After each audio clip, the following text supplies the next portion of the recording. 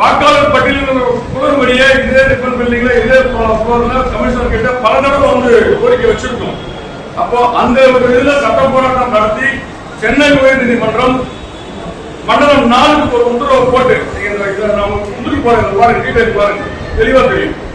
அதிகப்படியா 44,000 வாக்குகள் ஆர்கே நகர் பகுதியில் எங்களுடைய பொதுச் செயலாளருடைய கோரிக்கையை ஏற்று எங்களுடைய பகுதி செயலாளர் வட்டத்தார் எல்லா நிர்வாகிகளும் தீவிரமாக களத்தில் இறங்கி, அதாவது அரசு செய்ய வேண்டிய வேலையை துல்லியப்படுத்தி அந்த வேலையை தெளிவா கொடுத்ததுனால 34,000 ஓட்டு ஆர்கே நகர் மட்டும் நீக்கிருக்காங்க. இது இவங்க நம்முடைய கெசட் ரிப்போர்ட் பாருங்க. மற்ற தொகுதிகள் எல்லாம் இதே மாதிரி வேலையை செய்திருந்தாங்கன்னா கண்டிப்பாக இந்த எஸ்ஐஆர் தேவையில்லை.